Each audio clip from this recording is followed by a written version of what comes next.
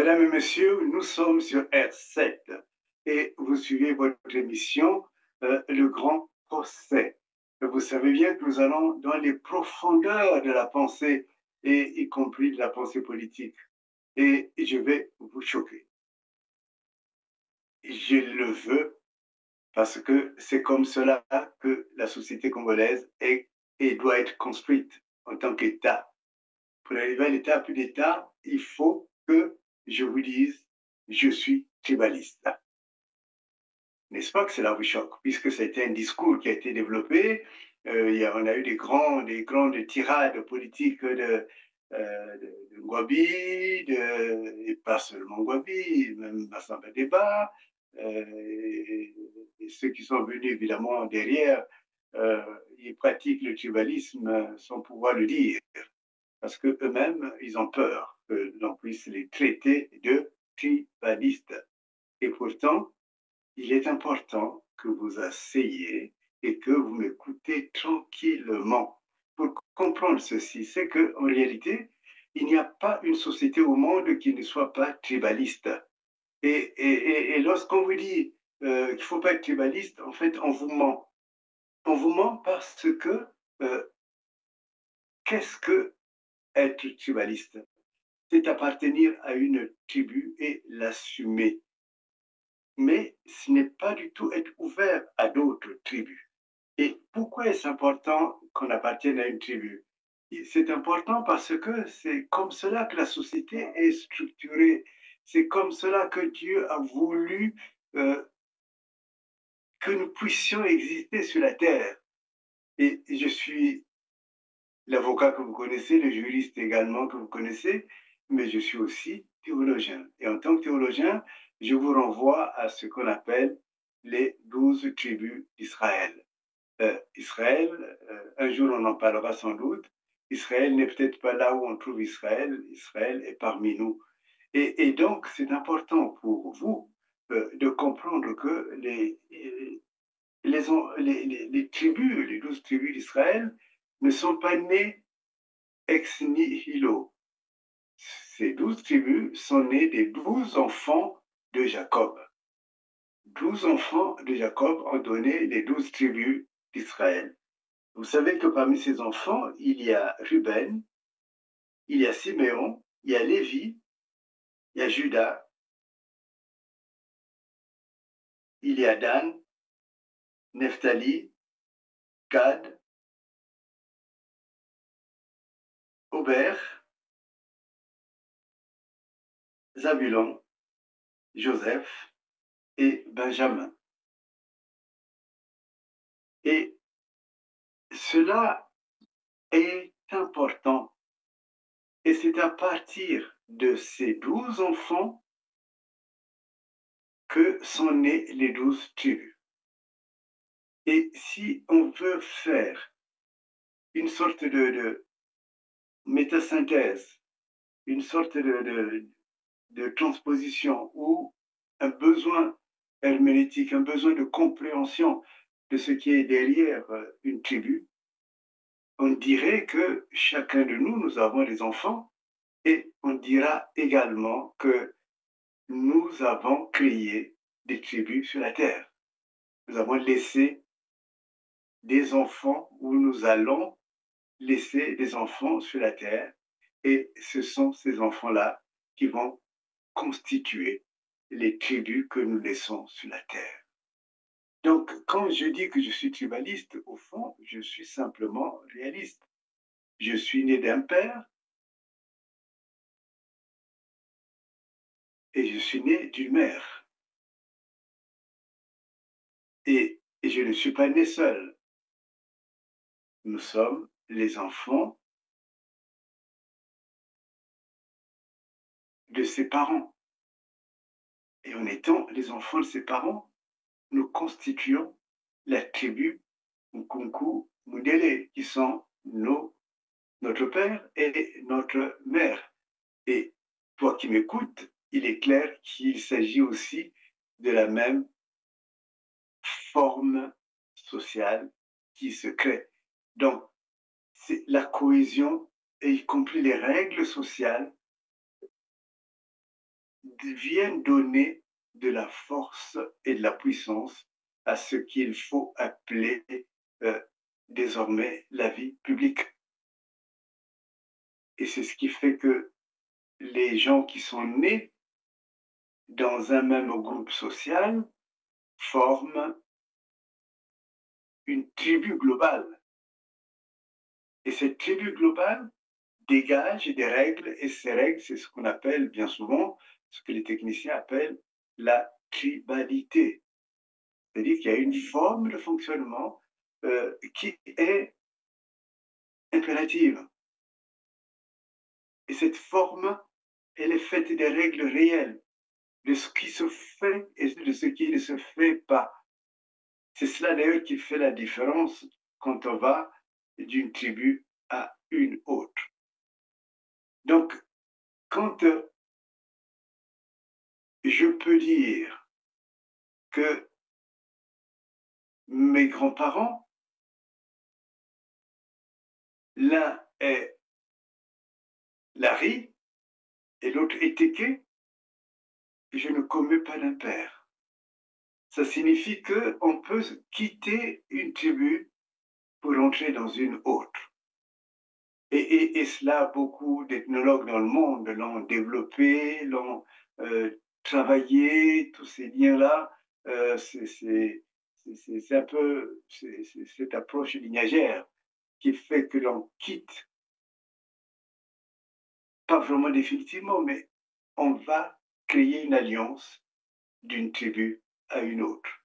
Donc, le fait d'appartenir à une tribu n'empêche pas de quitter du point de vue lignager, du point de vue des liens qui peuvent se créer, n'est pas incompatible avec le fait de pouvoir se lier avec d'autres tribus. Et ce qui est important politiquement pour le Congo, c'est qu'on ne peut pas donner une main d'association comme je l'ai expliqué jusque-là, si on n'a pas conscience de ce que l'on est, de ce que l'on est familialement, de ce que l'on est avec les autres groupes, mais de ce que l'on est en tant que culture et civilisation que l'on peut mettre en place. Donc, la politique, comme d'ailleurs cela s'est beaucoup défini chez les Grecs, euh, la politique n'est rien d'autre, au fond, que créer des règles qui permettent la vie en commun au sein de la ville et au sein de la nation. Et ce n'est même pas qu'il faille abandonner qui on est, qu'il faille abandonner ce que l'on est, mais c'est qu'on entre dans une relation qui peut être une compétition, qui peut être même parfois même des relations, j'ai envie de dire, qui sont parfois agressives, ainsi de suite. Mais quoi qu'il en soit, c'est toujours pour atteindre le niveau d'une alliance possible, une possibilité de vie avec les autres, une possibilité de vie sans se dénier soi-même, sans quitter ce que l'on est. Et le Congo a été détruit à partir des années 68, 63, 68. On est venu développer un discours qui était un discours contre nature. Rappelez-vous, c'est dans ces années-là qu'on a dit qu'être tribaliste était être contre l'État. Mais ceux qui l'ont dit, en réalité, eux-mêmes, au même moment, ils ont fonctionné en tribaliste. C'est-à-dire que, entre guillemets, comme ils ont développé logoré tout un discours qui consistait à dire qu'il fallait surtout cesser d'être tribaliste. Mais ça signifiait quoi? Ça signifiait qu'il fallait cesser d'être soi-même. Mais vous voyez trouve pas qu'il y a une contradiction extrême, puisque dans le même temps, ces mêmes personnes envoyaient des discours, des communiqués qui disaient Yakanoki Noki, comment Tikena Kofutama Wana Braza. Ils appelaient leurs parents, les gens de leur lignée, qui étaient les incultes, dans l'affaire, dans les affaires politiques, les affaires administratives, la gestion des services publics, mais on les faisait venir pour venir travailler dans les espaces comme Brazzaville, Pointe-Noire, parce que c'était devenu comme une sorte de terre promise. C'est un lieu où on a la possibilité d'avoir un avenir, un lieu où on peut fonctionner différemment et un lieu où on est riche, on devient riche. Mais ceux qu'on appelait, ceux qui devaient venir, ceux qui devaient venir vite, vite, même si tu n'as pas d'argent, prends un moyen et quand tu arriveras, je serai là pour payer ton billet. Cela a été dit, cela a été communiqué. À l'époque, je crois que c'est Radio Congo, je ne sais pas si ça existe toujours, mais ça a été donné comme cela, publiquement. Mais ils quittaient, je ne sais pas si vous voyez la contradiction, les mêmes qui disent qu'il ne faut surtout pas être tribaliste, ils agissaient en tribaliste. Et même maintenant, même dans les temps actuels, les mêmes personnes qui vont stigmatiser le tribalisme, en réalité, quand on voit leur mode de fonctionnement, c'est un mode, pourquoi beaucoup de gens disent, mais l'embauchi, le pouvoir d'embaucher, ainsi de suite, parce qu'on utilise le tribalisme pour pouvoir garder le pouvoir Congo. Même quand tu vas à un niveau micro-social, quand tu vois le fonctionnement de Sassou, j'ai vu que dans tout le gouvernement, il a mis ses petits-enfants, ses enfants, ainsi de suite. Ça dit que, du coup, c'est un fonctionnement, en fait, tribaliste.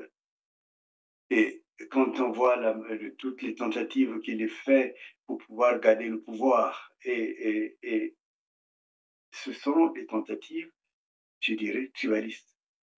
Et je ne sais pas si, quand on suit Sassou, y compris dans ses assassinats, je ne sais pas s'il a fait autre chose que simplement utiliser sa tribu pour justifier ses crimes, pour justifier sa volonté de rester au pouvoir. Donc, vous comprenez bien qu'il n'y a pas une possibilité quelconque d'échapper au tribalisme. Et donc, quand je vous dis que je suis tribaliste, mais j'en suis fier parce que je suis moi-même. Même en ayant fait des champs internationaux, même en travaillant à l'extérieur, je ne perds pas ce que je suis de ma naissance, ce qui m'a été donné de vivre. Alors, est-ce que, quand je dis cela, est-ce que cela signifie que je ne veux travailler qu'avec les personnes de ma tribu?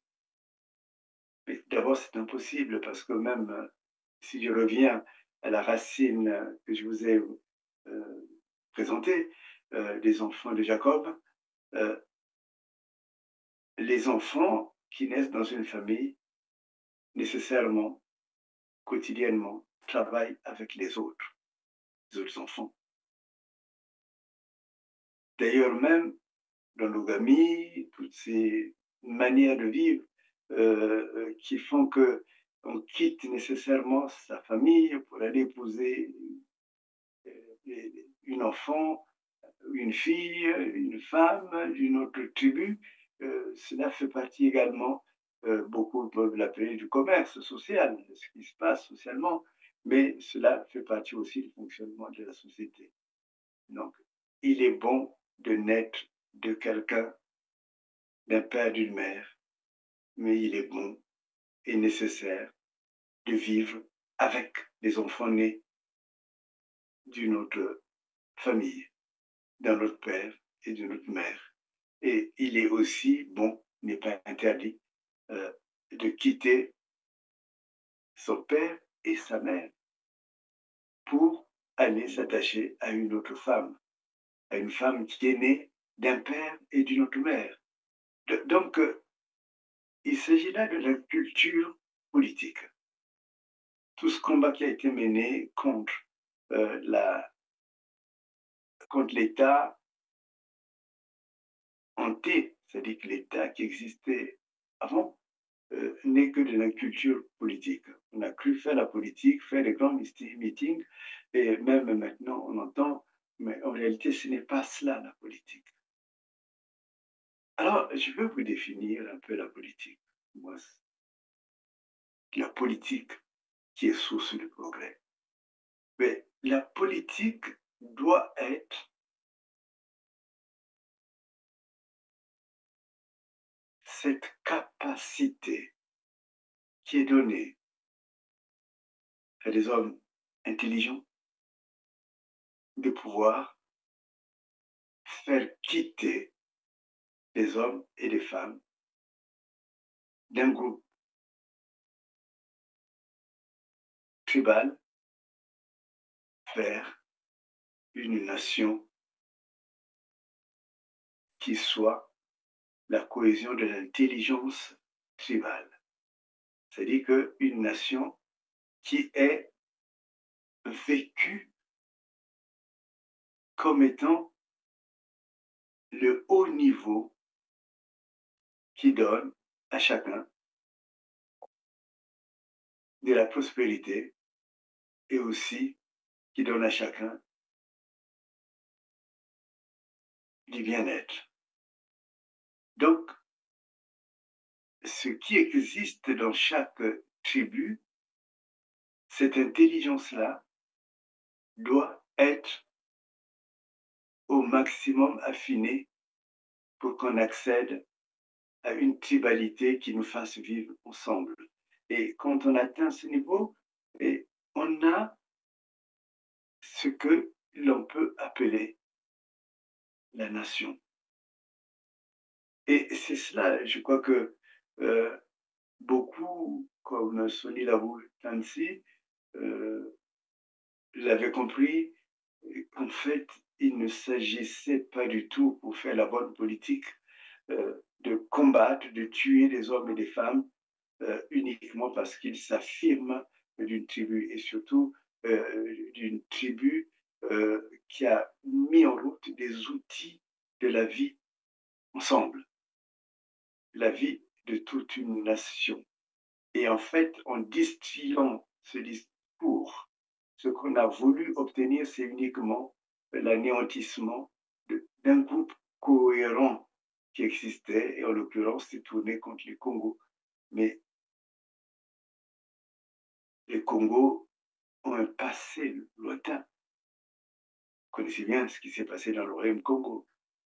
Et les Congos ont développé même un système lignagé qui est assez spécial, qui fait que même jusqu'à présent, des siècles après la fin de ce royaume, ils peuvent se retrouver à travers des signes linguagés, mais il n'y a pas que cela, à travers une manière de vivre la vie, une manière politique, ainsi de suite.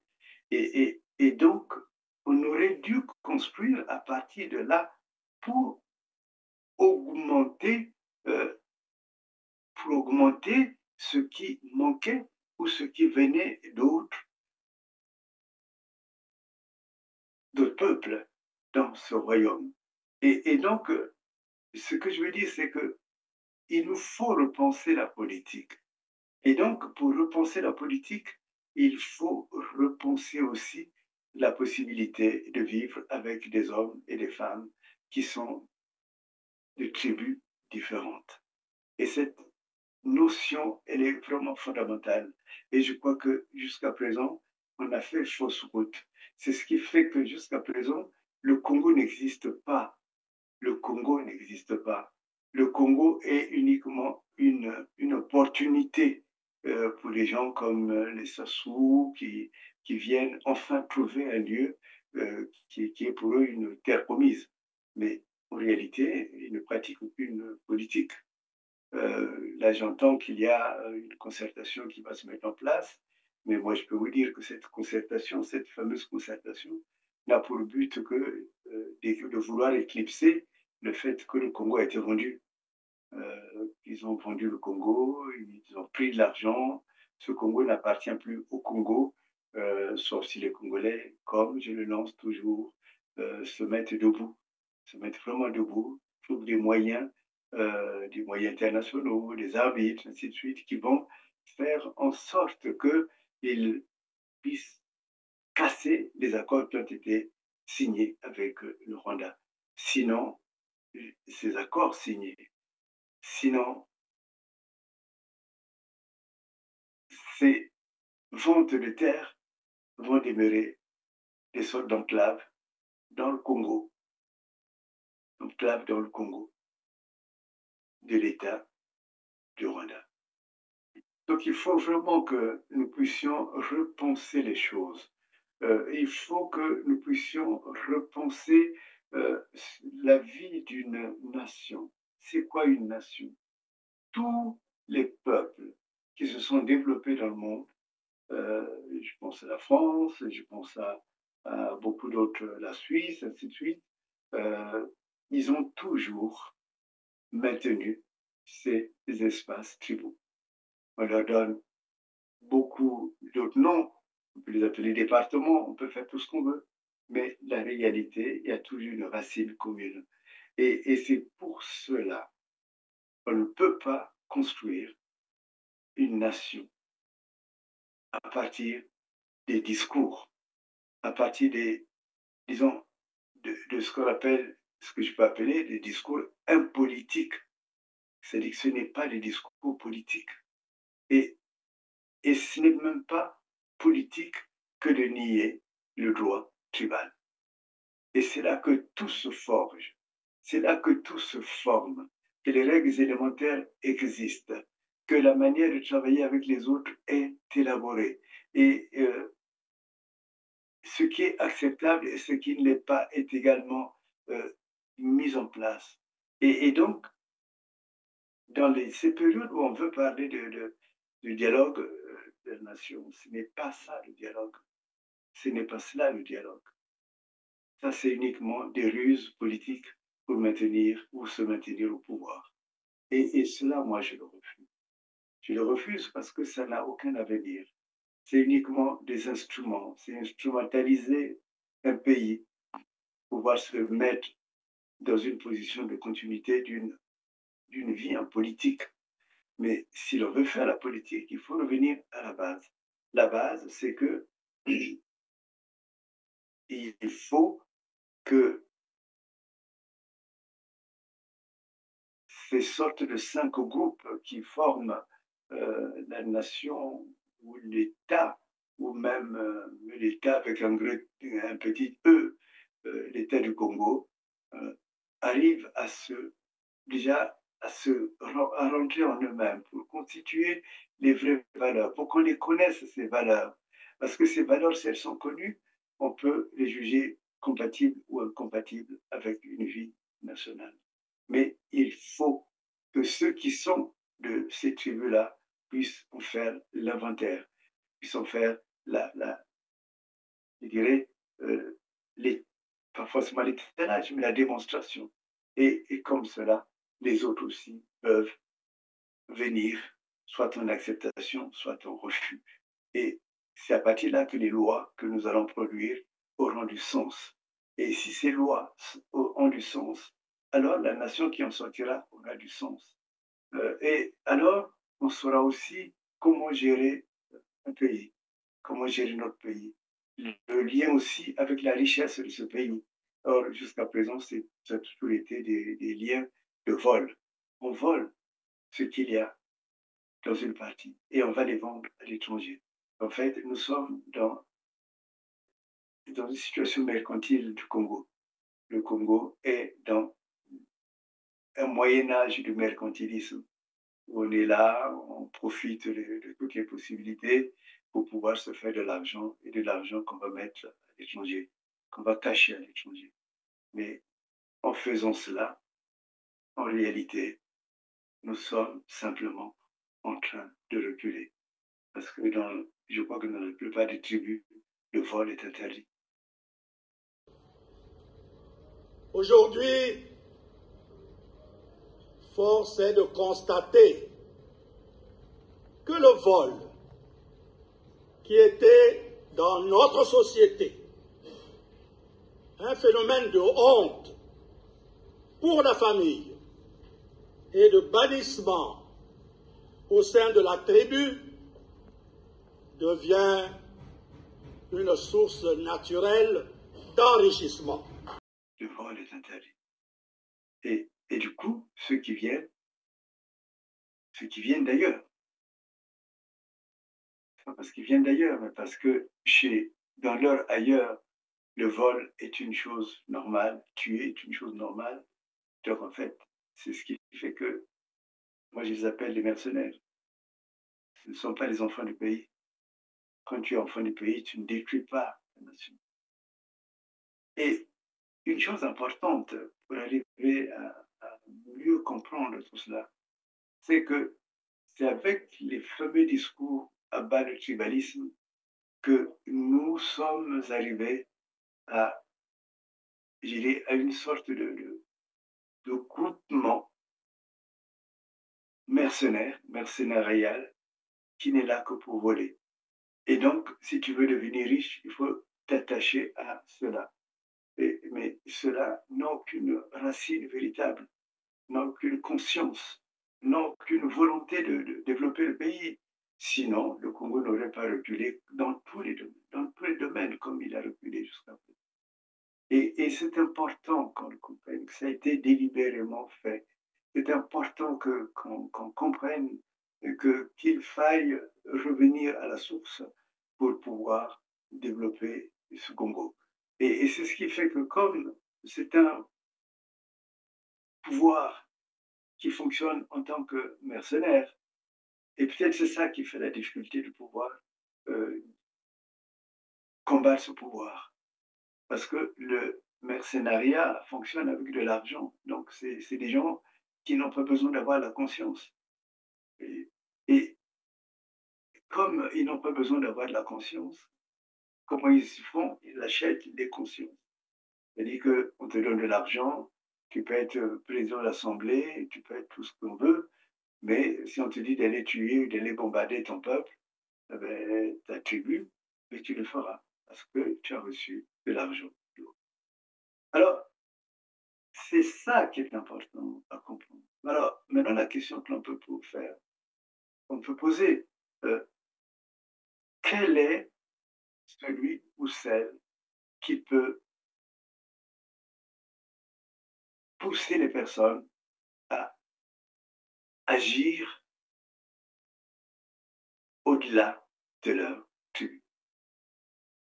En fait, il faut que ces personnes-là puissent avoir ce que Max Weber, le sociologue allemand, appelait le charisme.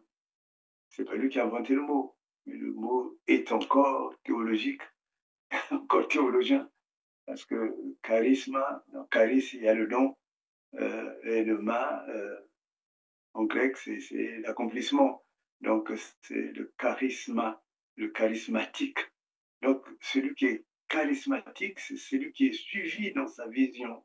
Et cette vision, elle arrive à transcender la tribu, mais pas du tout pour casser les tribus, mais cette vision, elle permet de rassembler autour d'une personne, autour d'une action, autour d'une gestion, ce qui est et qui peut s'appeler la nation. La nation ne préexiste pas. La nation devient un consentement. Nous sommes d'accord pour vivre de telles valeurs. Et de là peut sortir ce qu'on appelle une constitution. ce n'est pas des constitutions écrites à Paris. Je me rappelle dans le jury quand je soutenais ma thèse, un des professeurs était celui qui avait été consulté par Sassou pour écrire la constitution congolaise. Donc, je le connais bien. C'est pas que je sois quelqu'un de mal, mais ce n'était qu'un copier-coller pour avoir de l'argent. C'est comme si vous avez consulté un cabinet. Donc, cette constitution, elle ne correspond à rien. À la limite, la constitution de 1992 serait beaucoup plus sensée parce que c'est quand même un peuple qui s'est réuni en conclave, qui en a sorti des textes. Mais c'est pas étonnant que quand ça soit venu, tout de suite, il fallait mettre de côté cette constitution. Surtout qu'elle disait que ceux qui ont commis des crimes d'État, moi c'est l'article que je trouve formidable, des crimes quelconques, les crimes de sang, ne peuvent plus avoir la responsabilité de la gestion des affaires publiques. Donc, vous comprenez, tout cela, quand on va l'importer de l'extérieur, ce ne sont même pas les enfants du pays qui écrivent. Ils peuvent donner une fût que la tonalité, une tonalité différente, mais c'est les gens qui, une fois encore, en viennent à écrire la Constitution uniquement parce qu'on leur a payé de l'argent. Et donc, ils mettent ce qu'ils trouvent ailleurs. Et il n'y a pas, comme vous disiez bien, avec du recul, cette Constitution, il n'y a pas véritablement une sorte de vie qui reflète la vie d'une seule tribu du Congo. Et parfois même, il y a des mots incompréhensibles. Parfois, il y a même des phrases qui sont contradictoires. Parce que, simplement, c'est un instrument de capture, c'est un instrument de vol. Et donc, je voudrais demander aux Congolais, aux Congolaises, d'avoir un discours intelligent, d'avoir une politique cohérente et d'avoir une politique qui permet de faire naître enfin le Congo. Et pour cela, je les incite à être tribalistes. Il faut que vous soyez tribaliste, vous redevenez vous-même. Il faut que vous soyez tribaliste, que vous soyez du nord ou du sud, pour être vous-même. Et vous verrez que si vous êtes tribaliste et qu'en même temps vous êtes ministre de ce gouvernement et que vous volez, vous verrez que vous êtes vous-même en contradiction avec la loi de votre tribu. Vous verrez également que quand votre tribu interdit de tuer et que vous avez participé à la tuerie, vous avez tué, vous continuez à tuer, vous serez aussi en conscience, en contradiction avec votre propre tribu. Et vous verrez que les règles morales, les lois de base qui vous manquent, vous allez les trouver dans le fonctionnement de la tribu. Alors, vous reviendrez avec charisme à la production des lois de la nation. Et vous verrez que lorsque vous avez une fonction, du point de vue de la tribu, c'est une fonction pour créer de la valeur. Vous verrez que si on voulait être des vrais politiciens, on devrait nécessairement devenir des fédéralistes. C'est-à-dire qu'il faut non pas détruire les tribus, mais apprendre à ce que les hommes et les femmes vraiment qui sont imbibés, qui vivent intrinsèquement les valeurs de leur tribu, viennent pour pouvoir apporter à la nation. Au fond, cette fédération ne serait rien d'autre que la nation, à la nation congolaise, les valeurs qui lui manquent. Et la nation vivra. Mais sans les tribus, il n'y aura pas de nation. Et sans les valeurs de la tribu, il n'y aura pas de vraie constitution. Et sans l'assise que donne la tribu, il n'y aura pas de vrais Congolais. Je vous laisse cette méditation, elle est importante. Merci. Vive le Congo que nous attendons tous. Vive la tribalité qui va forger ce Congo, qui va aussi prendre des positions par rapport à toute cette ruine sociale, morale, politique que nous avons vécue.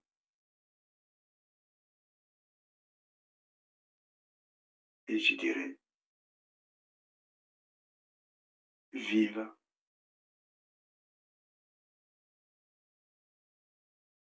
l'enfant, la fille, le garçon, qui naîtront dans cette cohésion et cette richesse que nous avons et qui est toute disponible. C'est la richesse de la tribu. Je suis tribaliste.